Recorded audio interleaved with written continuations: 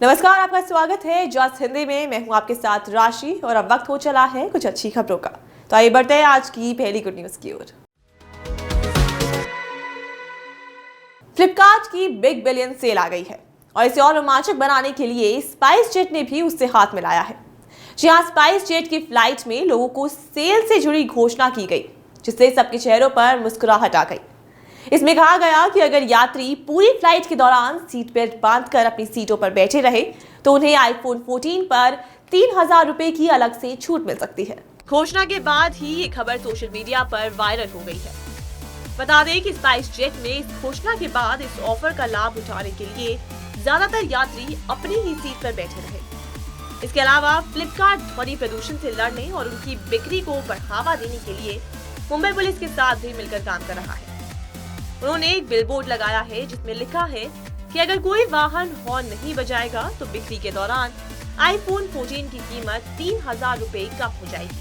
ये no horning के message को लोगों तक पहुंचाने और एप्पल आईफोन 14 ऑफर के लिए ध्यान आकर्षित करने का एक तरीका है। जहां तक आईफोन 14 ऑफर की बात है तो फ्लिपकार्ट पर कुछ बेहतरीन डील है।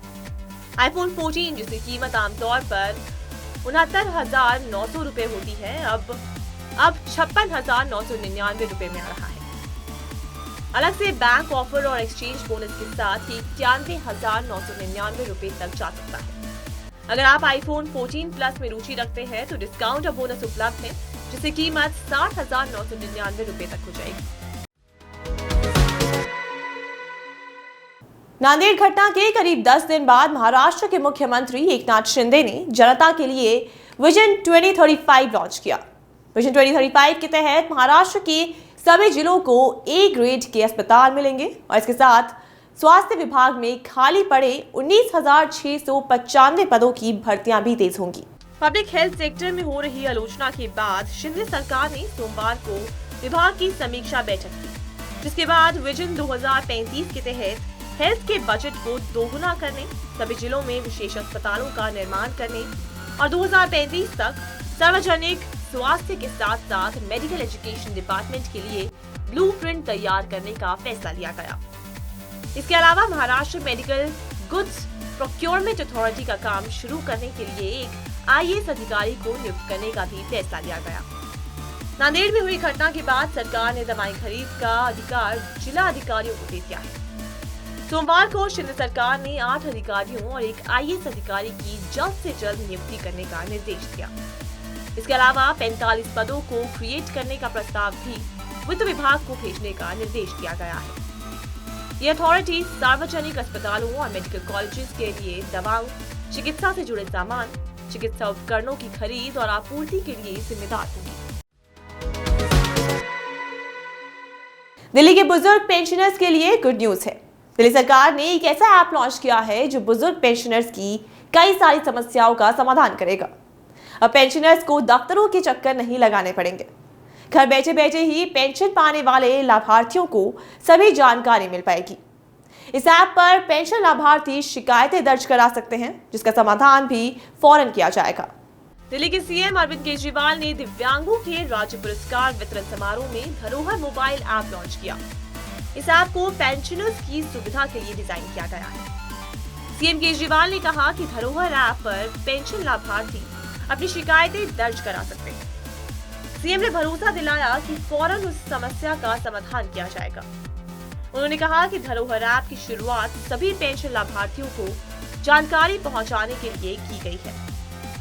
धरोहर मोबाइल ऐप का फायदा उठाने के लिए पहले पेंशन लाभार्थियों को रजिस्ट्रेशन कराना होगा। इसके लिए लाभार्थी के पास फोटो के साथ नाम, मोबाइल नंबर, आधार नंबर होना चाहिए। इन दस्तावेजों के जरिए लाभार्थी धरोहर ऐप पर रजिस्ट्रेशन कर सकते हैं। धरोहर मोबाइल ऐप के जरिए पेंशन पाने वाले लाभार्थी घर बैठे सारी जानकारी हासिल कर सकते हैं। इस ऐप के जरिए पेंशन लाभार्थियों की लिस्ट मिल जाएगी।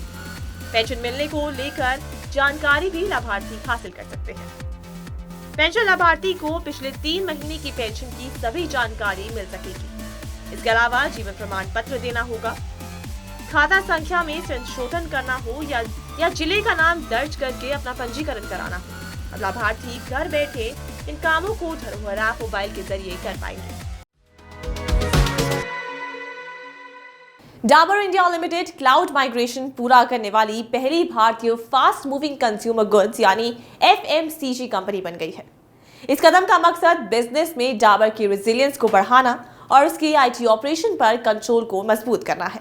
कंपनी के इस बदलाव से रिटेलर्स, पार्टनर्स, कर्मचारियों और कंज्यूमर्स के लिए सर्विसेज बेहतर होने की उम्मीद है।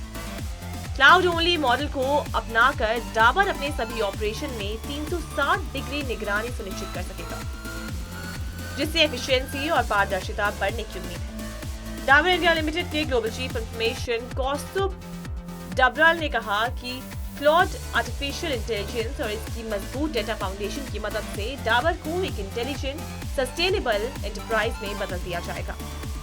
डबराल ने कहा कि इसमें नए प्रोडक्ट्स और सर्विसेज को तेजी से इनोवेट करने और बेहतर कस्टमर एक्सपीरियंस प्रदान करने की क्षमता होगी। इस कदम से डाबर को कार्बन उत्सर्जन पर अंकुश लगाने और 2045 तक नेट जीरो हासिल करने में मदद मिलेगी। गुड न्यूज में आज के लिए सिर्फ इतना ही, फिर लौटूंगी कुछ अच्छी खबरों के साथ। तब तक के लिए मुझे दीजिए इजाजत और देखते रहिए जस हिंदी।